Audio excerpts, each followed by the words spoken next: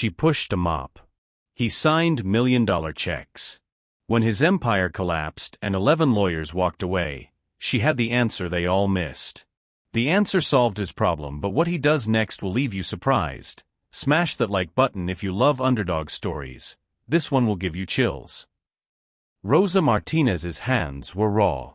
Not from tonight's work, though she'd scrubbed every floor of the 40-story Crawford Industries building, but from 30 years of labor that left permanent calluses across her palms. At 11:47 p.m., she guided her cleaning cart across the marble lobby, wheels squeaking a familiar rhythm that echoed through the empty atrium. The sound was company. Most nights, she was the only living soul in this glass and steel monument to wealth. She didn't mind the solitude. Silence had become her teacher. Through the floor-to-ceiling windows, the city sprawled beneath her like a carpet of electric stars. Rosa paused, just for a moment, pressing her cloth against the glass. Somewhere in those lights were her daughters, Maria, studying for her nursing exam, and Carmen, working the late shift at the diner. Both with dreams bigger than their mother's mop bucket. Both worth every aching muscle. 37th floor won't clean itself, she whispered to her reflection. The woman staring back had silver threading through black hair, laugh lines earned from joy stolen between hardships, and eyes that missed nothing. People thought invisibility came with her uniform. They were wrong. Invisibility was her superpower. It let her see everything they thought was hidden. The executive elevator hummed as it carried her upward. Rosa had memorized every floor's personality. The 20th floor smelled like expensive cologne and desperation. The 25th reeked of burnt coffee and broken promises. But the 37th, where the executives dwelled, that floor carried the scent of leather, old paper, and lately something else. Fear. The doors opened with a soft chime. James Crawford's office dominated the corner suite, glass walls offering a panoramic view of the kingdom he'd built from his father's steel fortune. Rosa had cleaned this office for 5 years, watching him through those transparent walls. She'd seen him celebrate acquisitions with champagne, fire employees with cold efficiency, and once, just once, cry at his desk at 3 a.m. after his divorce finalized. Tonight, every light blazed. Rosa frowned. Mr. Crawford typically left by 8, his departure as punctual as his arrival. She checked her watch, 11:53 p.m. Something was wrong. Through the glass, she could see figures moving. Rosa pushed her cart closer, instinct prickling her spine. Inside the conference room adjacent to his office, James Crawford sat at the head of a massive table, his usually immaculate suit jacket discarded, tie loosened like a noose he tried to escape. His dark hair, touched with distinguished gray at the temples, stood in disarray, as if he'd been running his fingers through it for hours. 6 other men in expensive suits surrounded him, briefcases open, documents scattered like casualties across the mahogany surface. One of the lawyers, Rosa recognized him, the senior partner who always smelled like cigar smoke, was shaking his head. She shouldn't listen. Rosa had learned that lesson early. Invisible people hear things not meant for them, and knowing too much was dangerous. But her hand stilled on the cart handle. The conference room door was cracked open, and voices drifted out, tight, frustrated, afraid. James, I've exhausted every legal avenue. The cigar lawyer's voice carried defeat. The contract is airtight. Whoever drafted it knew exactly what they were doing. You signed away the mineral rights without the proper environmental impact addendum, and now the federal government is coming after you for the mining violations on that land. That's why I paid you $400 an hour, Martin. James's voice was rough, stripped of its usual commanding resonance. To find a way out. There isn't one. You're the 11th attorney I've worked with on this, and every single one has reached the same conclusion. Martin closed his briefcase with a decisive snap. The penalties are astronomical, $200 million, plus potential criminal charges for environmental negligence. The land deal that was supposed to save Crawford Industries is going to destroy it. I'm sorry, James. I really am. But I can't help you. Rosa's breath caught. $200 million. Criminal charges. She'd heard whispers among the day shift cleaners about troubles brewing, but nothing like this. Get out. James's words fell like stones into water. James. I said get out. All of you. The lawyers gathered their materials with the practiced efficiency of men fleeing a sinking ship. Rosa quickly turned her back, busying herself with her cart as they filed past. To them, she was furniture, as much a part of the building as the marble floors. Not one glanced her way. When silence returned, Rosa stood frozen, debate warring inside her. She should move to another floor, let Mr. Crawford have his privacy in whatever crisis consumed him. But something held her there, the same instinct that had guided her through 3 decades of reading people, situations, patterns that others missed. She'd heard the lawyers mention a land deal. Mineral rights. Environmental impact addendum. Rosa's pulse quickened. 3 months ago, she'd been cleaning this very conference room when different lawyers had been here, land use attorneys, she'd gathered from their conversation. They'd left behind a forgotten binder, and Rosa had flipped through it while eating her midnight sandwich. Not snooping, just curious. The words had fascinated her: easements, surveys, subsurface rights. She'd even checked a few terms on her daughter Maria's old laptop at home, falling down rabbit holes of real estate law while her coffee grew cold. One phrase had stuck with her: simultaneous execution requirement for ancillary environmental documents in federal land transactions. Was it possible? Could it really be that simple? Rosa looked down at her hands, raw, honest hands that had never drafted a legal brief or argued before a judge. Hands that had cleaned up other people's messes for 30 years without complaint or recognition. What would you do if you had the answer everyone was searching for, but knew you'd never be taken seriously? Drop a comment below. Maybe tonight was different. Rosa picked up her spray bottle and cloth, her heart hammering against her ribs. She approached the conference room, each step feeling like crossing a canyon. Through the glass walls, she could see James slumped in his chair, face buried in his hands. In that moment, he didn't look like a millionaire or a corporate titan. He looked like a man who'd lost everything. She knocked softly on the glass. No response. Rosa knocked again, harder this time. James's head snapped up, eyes red-rimmed and wild. When he saw her, confusion flickered across his face, the look of a man trying to place furniture that had suddenly started speaking. I need to clean the conference room, Mr. Crawford, Rosa said quietly, her voice steady despite the trembling in her chest. Not now. He turned away, dismissing her with a wave that would have sent her retreating any other night. But tonight, Rosa stayed put. Mr. Crawford, she said, louder this time. I think I know how to help you. James Crawford's head turned slowly, as if her words had taken several seconds to travel from his ears to his brain. When his eyes finally focused on Rosa, they held the dull sheen of a man who'd heard too many promises tonight, all of them broken. Excuse me. His voice carried the edge of someone barely holding on to composure. Rosa's grip tightened on her spray bottle. Every instinct screamed at her to apologize, to retreat, to return to the safe anonymity of her mop bucket. But she thought of Maria, studying nursing despite being told she wasn't medical school material. She thought of Carmen, who'd quit her manager job at a fast food chain because she'd refused to be spoken down to anymore. Her daughters had inherited their mother's spine, even if the world couldn't always see it. Your land deal, Rosa said, stepping into the conference room. The one with the mineral rights and the environmental violations. I think I know how to fix it. James stared at her like she'd sprouted wings. You were listening to my private legal consultation? Heat crept up Rosa's neck, but she held his gaze. You left the door open, Mr. Crawford. And sound travels in empty buildings. She moved closer to the table, where documents lay scattered like the wreckage of a storm. I've been cleaning this floor for 5 years. I hear things. See things. You're a janitor. The words weren't cruel, just bewildered, a statement of fact from a man whose world had clear categories, and she didn't belong in this one. I am, Rosa agreed.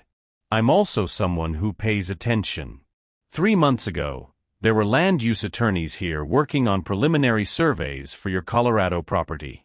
They left behind a binder. I looked through it.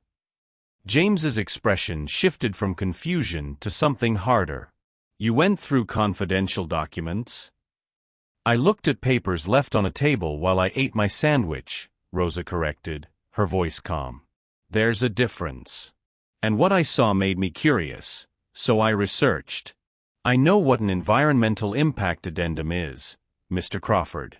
I know it has to be executed simultaneously with the mineral rights transfer in federal land transactions.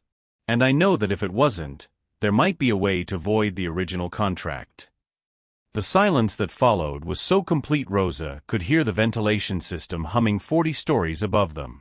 James Crawford stood slowly, his 6'2" frame unfolding from the chair. He wasn't a cruel man, Rosa had observed him long enough to know that, but he was a man who lived in a world of credentials, pedigrees, and Ivy League degrees. The gap between them felt oceanic. 11 lawyers, James said slowly, each word carefully measured, have told me there's no way out. 11 graduates from Harvard, Yale, Columbia. Men and women who've practiced law for decades, who've argued before the Supreme Court, who specialize in exactly this type of environmental and land use litigation.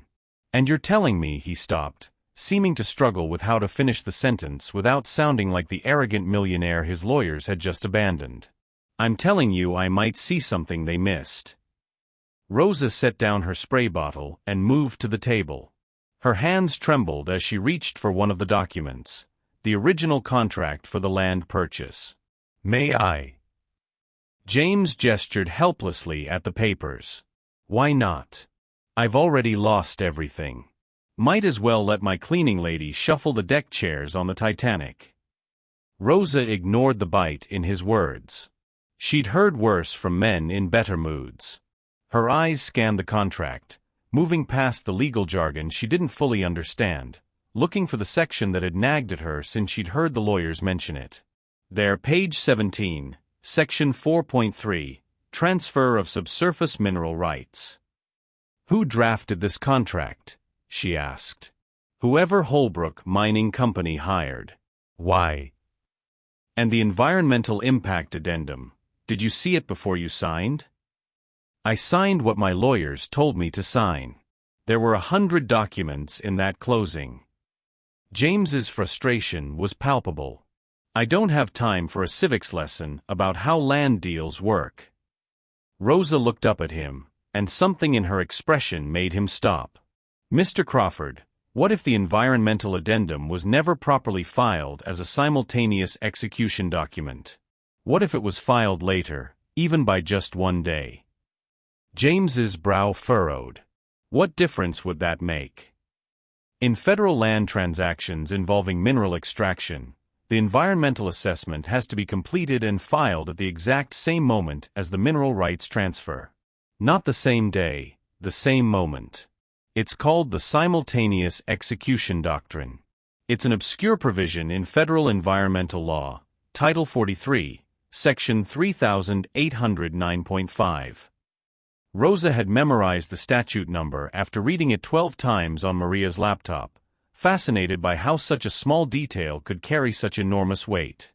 If that timing requirement wasn't met, the mineral rights transfer itself is void. Not voidable, void. As in, it never legally happened. The air in the conference room seemed to crystallize. James Crawford stood motionless, his expression shifting through a dozen emotions in as many seconds. That's not possible. My lawyers would have known about that. Would they? Rosa asked gently. When was the last time they handled a federal land transaction with mineral rights? This isn't corporate law or securities litigation. It's a very specific corner of environmental and natural resources law. The simultaneous execution doctrine was only clarified by a 10th Circuit ruling 18 months ago, a case called Morrison v. Bureau of Land Management. Most environmental lawyers don't even know about it yet because it's so new. James sank back into his chair, his hand reaching up to grip the back of his neck. How do you know about a 10th Circuit ruling from 18 months ago? Rosa allowed herself a small smile.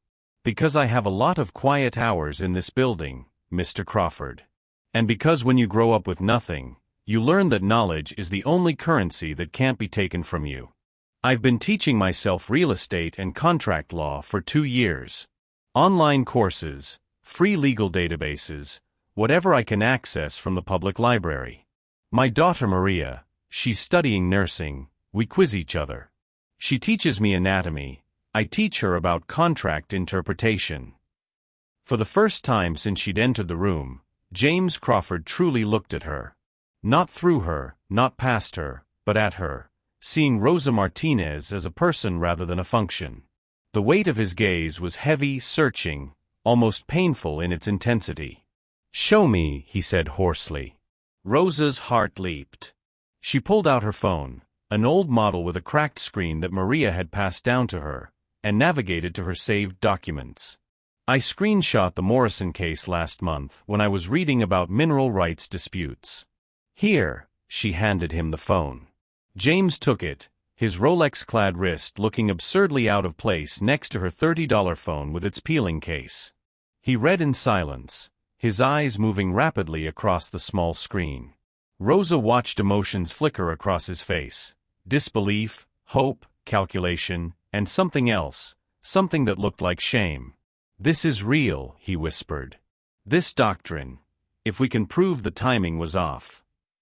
He looked up at her, and there was wonder in his eyes now, the kind of wonder that comes from being saved when you'd accepted drowning.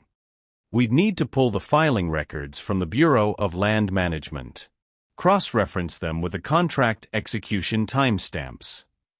The BLM keeps digital records with automatic timestamps," Rosa offered. "They're public record. You could access them tonight if you have someone who knows how to navigate their database." James was already reaching for his phone. His fingers flew across the screen, then he stopped, lowering it slowly. When he looked at Rosa again, something had shifted in his expression, a crumbling of walls she'd watched him hide behind for 5 years. "I don't even know your name," he said quietly. "Rosa. Rosa Martinez. Rosa Martinez." He repeated it like a prayer, like an apology, like a revelation. "I've seen you in this building for years." 5 years, you said? "And I never once asked your name. Never once said more than good evening when I stayed late. I've been so," his voice cracked. 11 lawyers. Hundreds of thousands of dollars in legal fees. And the person who might save everything I've built is someone I never even saw." The vulnerability in his admission hung between them like a bridge neither had expected to cross. Rosa felt something shift in her chest, not triumph, but something more complex. Compassion for this man who'd built an empire but forgot to build connections. Recognition of the shared humanity that wealth and poverty tried so hard to hide. "We don't know if it'll work yet," Rosa said softly. "It's just a possibility. It's more than I had 5 minutes ago."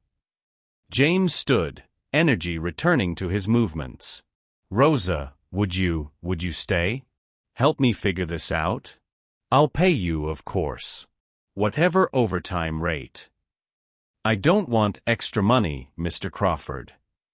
Rosa surprised herself with the firmness in her voice. "But I will stay.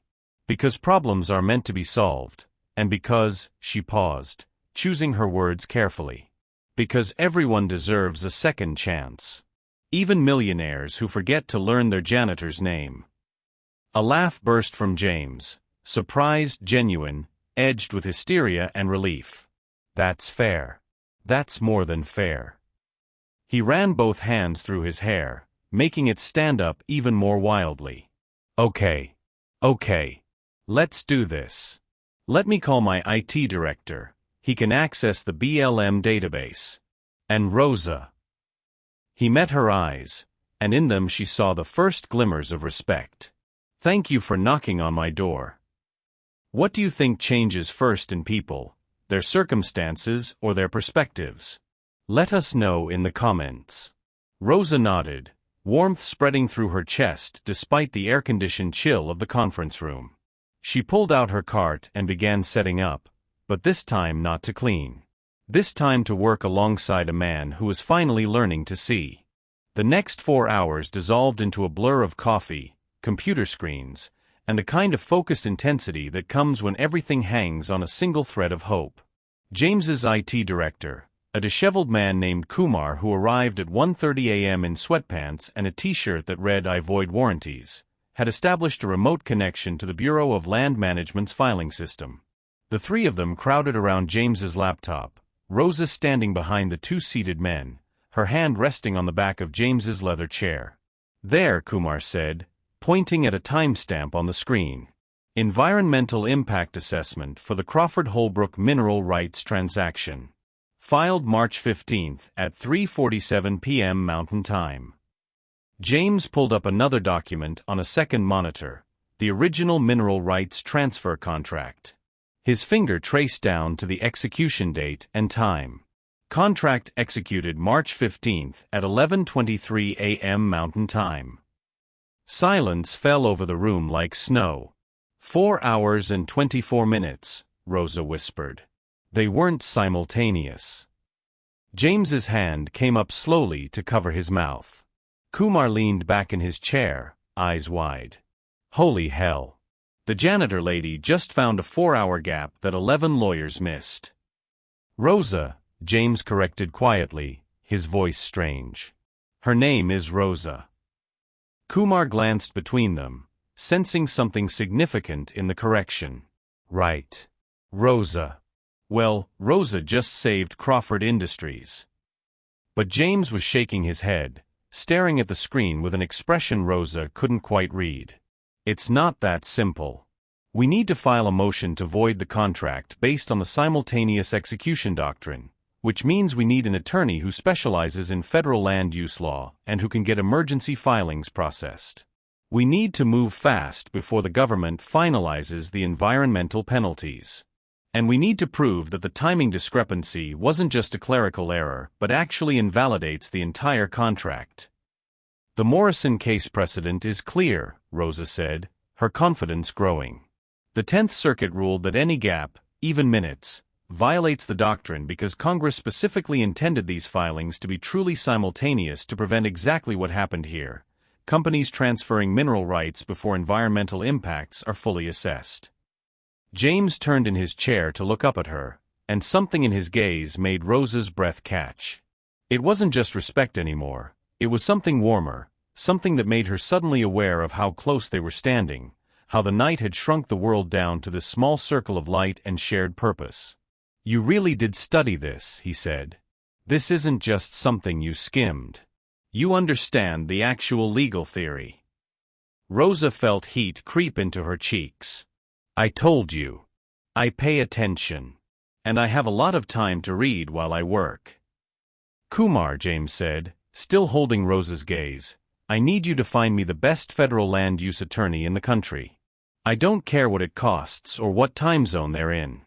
Get them on the phone within the hour." "On it, boss." Kumar was already typing, his fingers flying across the keyboard with practiced speed. James stood, and suddenly he was close enough that Rosa could smell his cologne, something expensive and woodsy that probably cost more than her monthly rent.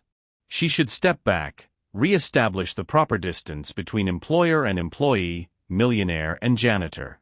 But she didn't. "I need to ask you something," James said quietly, pitched low enough that Kumar wouldn't hear. "And I need you to be honest with me." Rosa nodded, her mouth suddenly dry. "Why did you help me? You could have just finished your cleaning and gone home. This isn't your problem. And God knows I've never done anything to earn your loyalty." His jaw tightened. "I've been the kind of boss who sees employees as functions rather than people. I've walked past you 1,000 times without really seeing you. So why did you knock on that door?"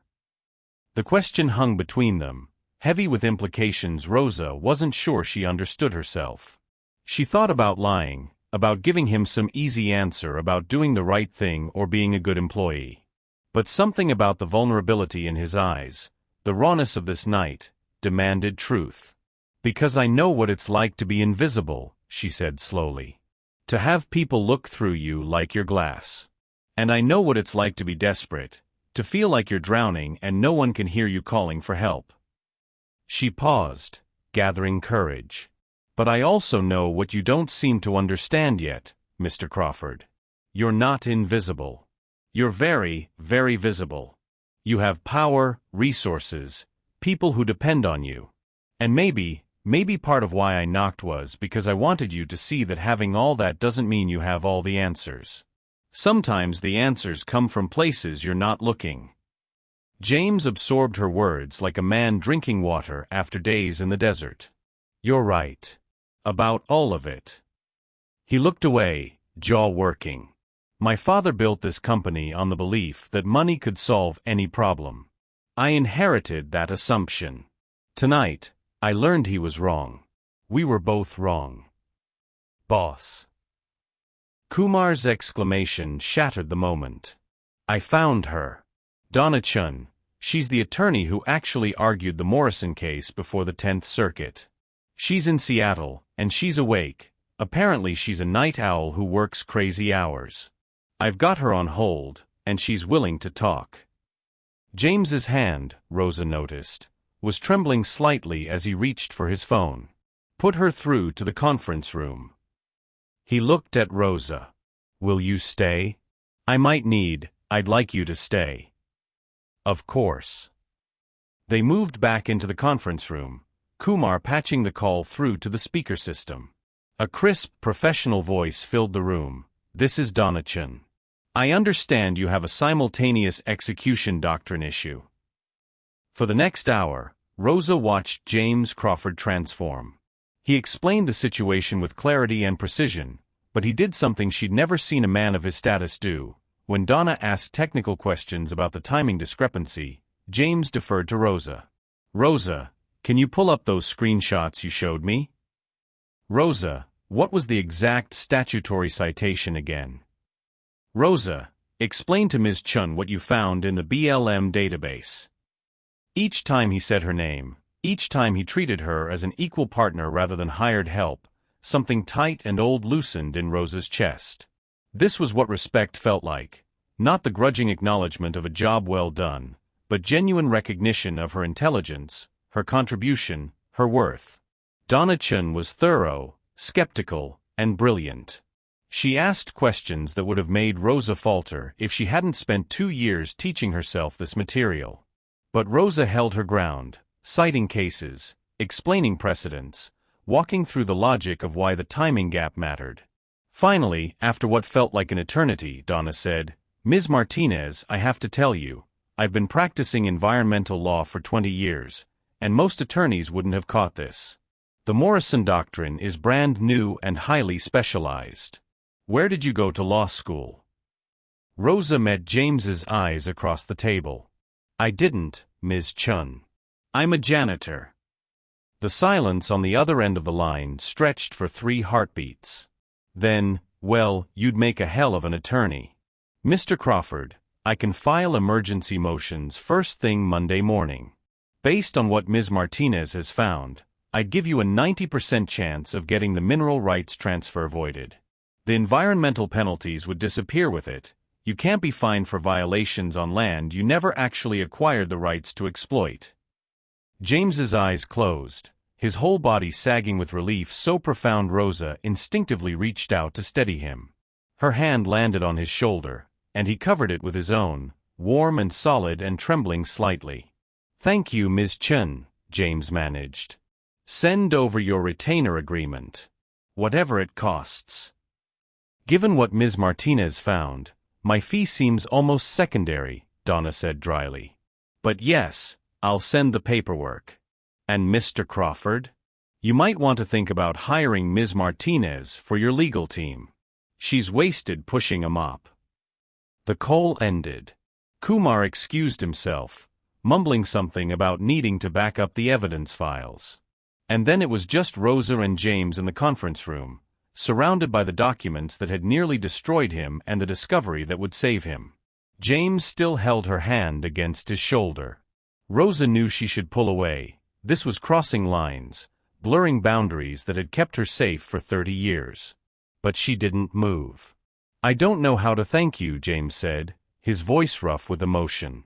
"I don't know how to even begin to express what you've given me tonight." "You just did," Rosa said softly. "You said my name. You listened to me. You treated me like I mattered. That's all anyone wants, Mr. Crawford." James.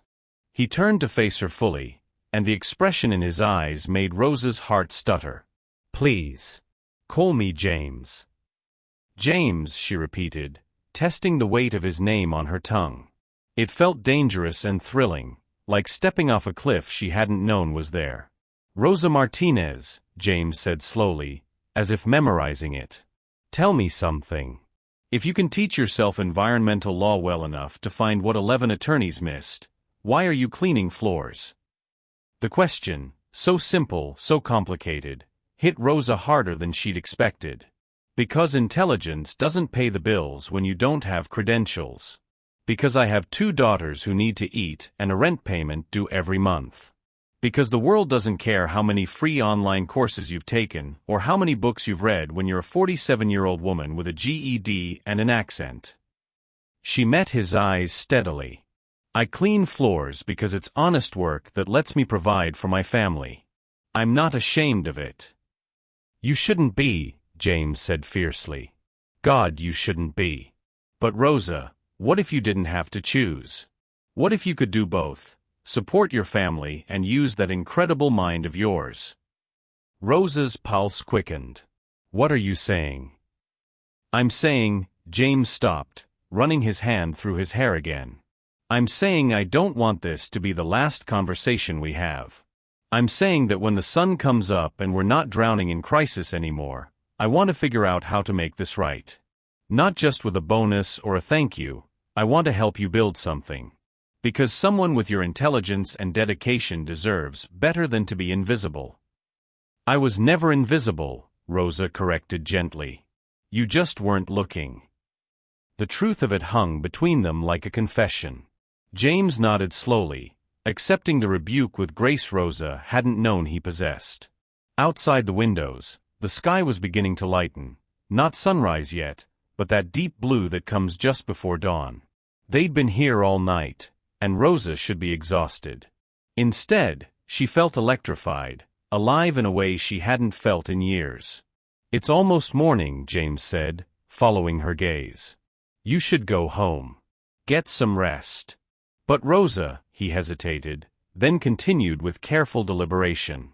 "Would you come back tomorrow? Not to clean. To talk. About possibilities. About what happens next." "Tomorrow's Sunday," Rosa pointed out, a smile tugging at her lips. "The building's closed. Then come to my home. For dinner. I'll cook, badly probably, but I'll try. And we can talk about everything that isn't this crisis. I want to know about your daughters. Your studies. What you dream about when you're not saving millionaires from their own stupidity." The invitation was improper on every level. A boss inviting his employee to his home, a millionaire pursuing his janitor. The old Rosa, the careful Rosa who'd spent 30 years knowing her place, would have declined politely. But the woman who'd knocked on his door tonight, who'd refused to be invisible when it mattered, she heard herself say, "I'd like that." "But James? You're not allowed to be Mr. Crawford tomorrow. No millionaire, no CEO. Just a man who burns dinner and wants to hear about online law courses. Deal." "Deal," James agreed, and the smile that broke across his face was like sunrise, warm, transformative, full of promise. Sunday evening arrived wrapped in golden light and Rosa's carefully controlled panic. She'd changed outfits 4 times in her small apartment, much to her daughter's amusement. Maria and Carmen had interrogated her like CIA agents when she'd come home at dawn yesterday with a story of what had happened. Their mother, the janitor, solving a problem that 11 lawyers couldn't crack. "Mommy, you're going to dinner with a millionaire," Carmen had said, holding up the third outfit Rosa had rejected. You need to look amazing. Not for him, for you. Because you're the woman who just saved his entire company. Now, standing on the doorstep of James Crawford's Bel Air estate, Rosa felt her hard-won confidence wavering. The house was smaller than she'd imagined, which was to say, it was only about 5,000 square feet of mid-century modern glass and stone, perched on a hillside with views of the city below. Through the windows, she could see warm light and what looked like organized chaos in the kitchen. She rang the doorbell before she could lose her nerve. James answered within seconds, and Rosa barely recognized him. Gone was the suit, the tie, the armor of wealth and status. He wore jeans, actual jeans, faded and comfortable, and a simple gray t-shirt. His feet were bare. His hair was slightly damp, as if he'd just showered. He looked younger, more real, and dangerously appealing. Rosa, he said, and the warmth in his voice wrapped around her name like an embrace. You came.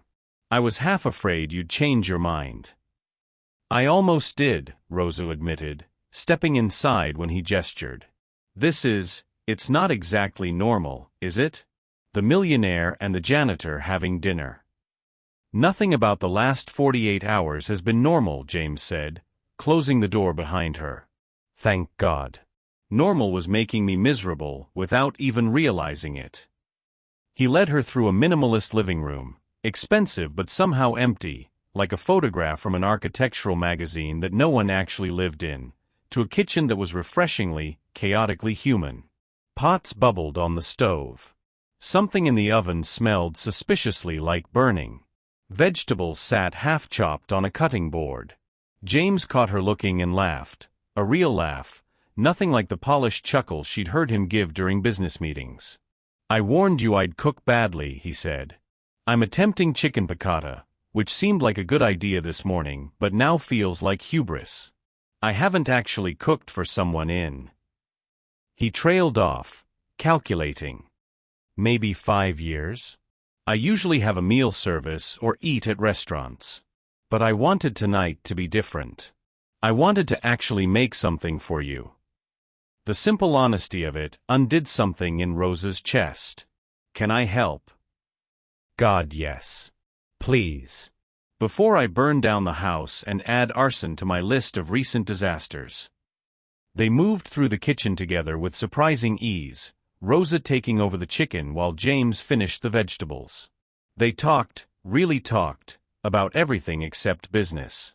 Rosa told him about Maria's upcoming nursing exams, Carmen's dream of opening her own restaurant someday. James talked about his daughter Emily, who was studying marine biology at UC San Diego and rarely called anymore.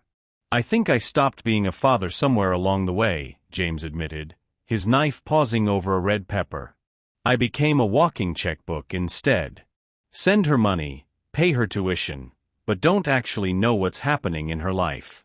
She's 21, and I couldn't tell you her favorite food or who her friends are. It's not too late, Rosa said gently. That's the thing about children, they always hope we'll show up, even when we've spent years letting them down. Call her. Not to fix anything or offer anything. Just to listen. James nodded slowly, absorbing the advice like medicine, bitter but necessary. They ate dinner on his balcony, overlooking the city that sprawled beneath them like a living circuit board. The chicken was slightly overcooked, the vegetables under-seasoned, but somehow it was perfect, the imperfection making it real, making them equal. Tell me about your law studies, James said, refilling her wine glass. What made you start learning about contracts and real estate? Rosa took a sip of wine. It was the most expensive thing she'd ever tasted, probably worth more than her weekly paycheck, and considered how to answer. 5 years ago, my landlord tried to evict me using a technicality in my lease. He claimed I'd violated the terms because I'd hung curtains without permission. It was ridiculous, but I didn't know enough to fight back. I almost lost my apartment, my daughter's home. A legal aid attorney helped me, showed me that the lease actually permitted reasonable interior modifications. Those 3 words saved us. She set down her glass, meeting James's eyes. That night, I started reading everything I could find about tenant rights, contracts, legal language. I realized the law is just another language, and language is power. If I could learn it, maybe I'd never feel that helpless again. It became addictive, I guess. Learning how the world actually works, not just how people tell you it works. That's what good lawyers do, James said quietly. They see the gaps between what things seem to be and what they actually are. You have that gift naturally, that way of seeing what others miss. Rosa felt heat rise in her cheeks. I just pay attention. You do more than that. Rosa, James leaned forward, his expression serious. I meant what I said Friday night. I want to help you build something. Not as charity, not as a thank you, but because you have a mind that could change lives if given the right opportunities. He took a breath. Crawford Industries has a legal department. We could create a position for you, a legal research analyst, maybe, or a paralegal track that leads to law school if you want to go that route. I'd cover the tuition, the books, whatever you need. And you'd be paid a real salary, not minimum wage. Rosa's heart hammered against her ribs. James, that's too much. I can't accept that. Why not? Because, the words tangled in her throat. Because it felt like charity. Because she'd spent 30 years earning everything herself and didn't know how to accept help. Because she was terrified of what it would mean to owe this man anything. Because underneath all of that, she was afraid of what else she might be feeling. Feelings that had no business existing between a millionaire and his janitor. But James was watching her with such earnest intensity, stripped of all pretense, that the real answer spilled out. Because I'm afraid I'd fail.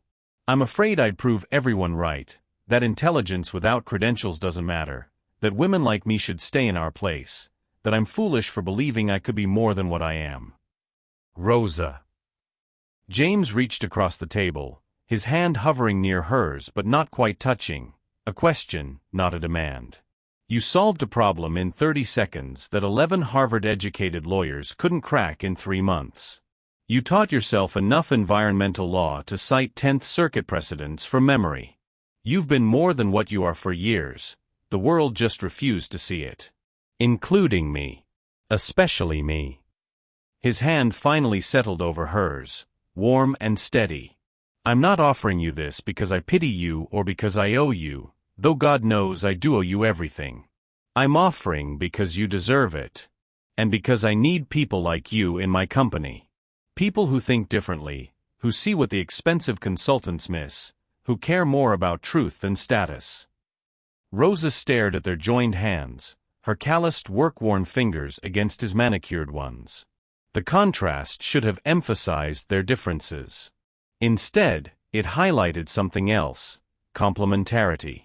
Strength meeting strength, just in different forms. I'd need to finish my associate's degree first, she heard herself say, her voice trembling. I only have another year left in the online program. And I'd need to work part-time at first, because I can't abandon my daughters financially. And I'd need, she stopped, overwhelmed by the cascade of conditions and fears. Whatever you need, James said simply. We'll figure it out. Together. The word together hung in the air between them, loaded with meanings neither of them was quite ready to name. Rosa looked up from their hands to James's face and found him watching her with an expression that made her breath catch. Something beyond respect, beyond gratitude, something that felt dangerous and exhilarating. James, she whispered. This isn't just about a job, is it? He was quiet for a long moment, the sounds of the city below filling the silence. When he finally spoke, his voice was raw with honesty. No. It's not. Rosa, I haven't been able to stop thinking about you since Friday night. Not just about what you did, but about who you are. The way you see the world. Your courage. Your dignity. The way you called me out for not learning your name. You were right, and you weren't afraid to tell me so. You made me want to be better. To see better. To be the kind of man who deserves to know someone like you. Rosa's pulse thundered in her ears. I'm still your employee. I know. And if that makes this impossible, I'll understand. I'll still help you with school, with a new career, no strings attached. Your talent and potential have nothing to do with how I feel about you. He paused, his thumb moving gently across her knuckles. But I'm also not going to lie about this. I'm drawn to you, Rosa. I have been since the moment you refused to leave that conference room, since you stood there with a spray bottle in your hand and told a millionaire you knew how to save him. You're brilliant and brave and real in a way I'd forgotten people could be. Have you ever felt invisible, until someone finally saw you? Share your story below. I have 2 daughters, Rosa said, her voice shaking. I have responsibilities, complications. I can't be some romantic fantasy for you, James. I'm not a project you can fix or a story you can tell at parties about the janitor who saved you. I don't want a fantasy, James said fiercely. I want reality. The messy, complicated, beautiful reality of getting to know you, who you actually are, not who either of us thinks you should be. I want to meet your daughters. I want to hear about your studies and your dreams and the things that frustrate you. I want to understand how someone builds a life out of nothing and still has the generosity to help someone who'd ignored them for 5 years. Tears pricked Rosa's eyes. You'll get bored. Men like you always do, once the novelty wears off. Rosa. James stood, moving around the table until he was kneeling beside her chair, his eyes level with hers. I'm 43 years old. I've been married, divorced, successful, and nearly destroyed. I've dated models and executives and women who looked perfect on paper. And I've been empty the entire time, going through motions, checking boxes, never actually connecting with anyone. Friday night, you saw me at my absolute worst. You saw me broken and desperate and powerless. And you chose to help anyway. You chose to see me as human, not as a bank account or a status symbol. If that's novelty, then I want nothing but novelty for the rest of my life. Rosa reached out, her hand trembling as she touched his face, the first time she'd ever initiated contact, the first time she'd allowed herself to cross that final line. His skin was warm beneath her palm, his stubble rough against her fingers. He leaned into her touch like a man starving for gentleness. I'm terrified, she whispered. So am I, James admitted. I'm terrified I'll mess this up. That I'll say something stupid or insensitive, that I'll fall back into old habits of thinking money can solve problems. I'm terrified I'm not good enough for you, Rosa, that you deserve someone better than a millionaire who took 5 years to learn your name. You're learning now, Rosa said softly. That's what matters. And then, because she was tired of being afraid, because she'd spent 30 years being invisible and careful and safe, because this man had looked at her and seen worth when the rest of the world saw only a mop bucket, Rosa leaned forward and kissed him. It was gentle, tentative, a question more than a statement. James went perfectly still for a heartbeat, as if afraid to break the spell. Then his hand came up to cup the back of her head, and he kissed her back with a tenderness that made Rosa's chest ache. When they finally pulled apart, both breathing unsteadily, James rested his forehead against hers. I don't want to rush this, he said quietly. I don't want you to feel pressured or obligated because of the job offer or anything else. We can go as slowly as you need. Rosa laughed softly, the sound shaky but genuine. James, I'm 47 years old. I've raised 2 daughters, survived poverty, and taught myself contract law in the gaps between scrubbing floors. I don't do anything I don't want to do. She pulled back enough to meet his eyes. I want this. I'm terrified of it, but I want it. I want to see where this goes, carefully, honestly, with our eyes open. Can we do that? Yes, James breathed. God, yes. Whatever pace you set, I'll follow. They spent the rest of the evening on the balcony, talking until the city lights blurred into constellations below them.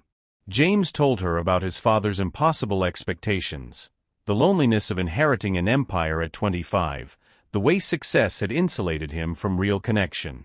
Rosa shared stories of her journey from Mexico at 19, the husband who'd left when Carmen was 2, the years of working 3 jobs to keep her daughters fed. "You're the bravest person I've ever met," James said at one point, his voice full of wonder. "No," Rosa corrected. "I just didn't have the luxury of giving up. Bravery is choosing to be vulnerable when you could stay safe. What you did tonight, admitting your fears, being honest about your feelings, that's brave, James." When Rosa finally left close to midnight, James walked her to her car, a 15-year-old Honda with a dented bumper that looked absurd in his pristine driveway. He didn't seem to notice or care.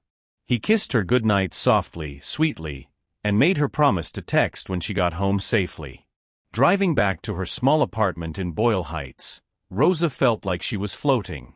The steering wheel felt different in her hands, not because anything physical had changed, but because she had. The woman who'd knocked on that conference room door had been invisible, overlooked, resigned to her place in the world. The woman driving home now had been seen, valued, desired, not despite who she was, but because of it. Maria and Carmen were waiting up when she arrived, bouncing with questions. Rosa told them everything: the job offer, the kiss, the terrifying possibility of building something real with James Crawford. "Mommy," Maria said, gripping her mother's hands, "you deserve this. You deserve all of it, the career, the romance, the recognition. You've spent your whole life taking care of us. Let someone take care of you for once. And if he hurts you," Carmen added with fierce protectiveness, "I know where he lives now. Nobody messes with our mother." Rosa laughed and cried and hugged her daughters, these brilliant young women she'd raised to be strong and unafraid. They'd learned it from watching her, and now maybe she could learn from watching them. Learn to accept love without suspicion. Learn to believe she deserved more than survival. That night, lying in her small bed in her small room, Rosa's phone buzzed with a text from James. "Thank you for tonight. Thank you for taking a chance on me. Sleep well, Rosa Martinez." She smiled in the darkness and typed back, "Thank you for finally looking up. Good night, James." 3 months later, Rosa stood in a conference room on the 37th floor of Crawford Industries. But this time, she wasn't pushing a cleaning cart. She was presenting. "As you can see in Section 3, Rosa said, her voice steady as she addressed the room full of executives, "the proposed merger contract contains a similar timing vulnerability regarding the environmental assessments. If we close the deal as currently structured, we could face federal penalties down the line. I recommend we implement a simultaneous filing protocol. Here on page 12, I've drafted the specific language to protect us." The executives, men and women in expensive suits who 3 months ago wouldn't have glanced twice at her, listened intently, taking notes. At the head of the table, James watched with undisguised pride and something deeper, warmer. "Brilliant work, Rosa," said Margaret Chun, the company's general counsel. "Your attention to detail has saved us from several costly mistakes already. I'm putting you forward for lead paralegal on the Henderson acquisition." "Thank you, Ms. Chun," Rosa said, gathering her materials. Her hands no longer trembled during these presentations. She discovered that when you stopped waiting for permission to be smart, confidence came naturally. The meeting adjourned, executives filing out with murmurs of approval. James lingered, waiting until they were alone before crossing to where Rosa stood organizing her notes. "You were amazing," he said softly. "Watching you command that room, I'm in awe of you, Rosa. Every single day." Rosa smiled, reaching up to straighten his tie, a gesture that had become comfortable, natural over the past 3 months. "You're biased." "Absolutely," James agreed, catching her hand and pressing a kiss to her palm. "But I'm also right." Their relationship had unfolded carefully, deliberately. James had insisted on doing things properly. Dates at restaurants where he introduced her as his girlfriend with unmistakable pride, family dinners where Carmen and Maria grilled him mercilessly while his daughter Emily watched with amused approval. He'd met Rosa's extended family, enduring her mother's suspicious interrogation with grace and humor. They'd navigated the awkwardness of office gossip with transparency, making their relationship public and professional boundaries clear. Rosa had enrolled in law school, part-time, online, but legitimate. She studied late into the night with James often beside her, reading through her textbooks and asking questions that helped her think through complex legal concepts. On weekends, they cooked together in his kitchen, their kitchen increasingly, as Rosa spent more nights there. She was teaching him to make her grandmother's mole sauce. He was teaching her about wine and admitting he had terrible taste in music. It wasn't always easy. There were moments when their different worlds collided awkwardly, when James thoughtlessly suggested an expensive vacation Rosa couldn't afford, or when Rosa's pride made her refuse help she actually needed. They argued sometimes, real arguments where years of different experiences created genuine friction. But they always came back to the same foundation: mutual respect, honest communication, and the unwavering belief that they were better together than apart. "I have something for you," James said now, pulling an envelope from his jacket pocket. Rosa took it warily. "If this is an expensive gift." "Just open it," James said, barely containing his excitement. Inside was a letter on official Crawford Industries letterhead. Rosa scanned it once, then again, her heart beginning to pound. "James, this is a full scholarship endowment," James finished, "for the Rosa Martinez Legal Education Fund. It'll provide full tuition, books, and living stipends for women over 40 pursuing law degrees. Administered independently through the California Bar Foundation, completely separate from me. The first recipient will be selected next month, and there'll be 5 new scholarships every year going forward." Tears blurred Rosa's vision. "You did this." "We did this," James corrected. "You showed me that brilliance exists everywhere, in people the system overlooks and undervalues. This is just trying to correct some of that injustice. It's named after you because you're the proof that it's never too late, that intelligence and determination matter more than pedigree." Rosa set the letter down carefully before she crumpled it with her shaking hands. "I don't know what to say." "Say you'll have dinner with me tonight," James suggested. "At that little Mexican restaurant your mother recommended. The one with the mole sauce that makes mine taste like cafeteria food." Rosa laughed through her tears. "Yes. Always yes."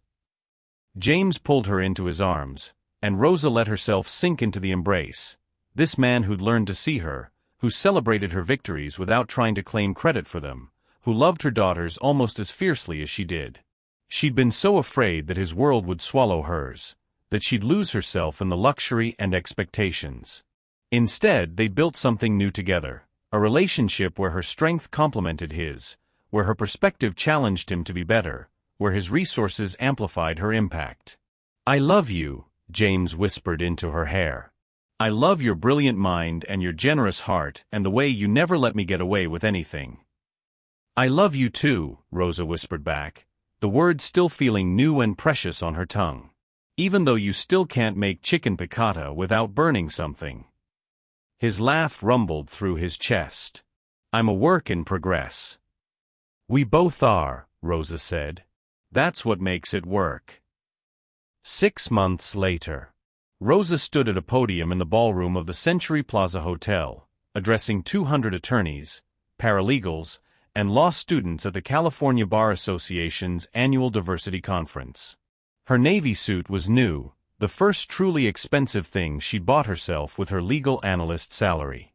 Maria and Carmen sat in the front row beside James and Emily, all 4 of them watching with matching expressions of pride.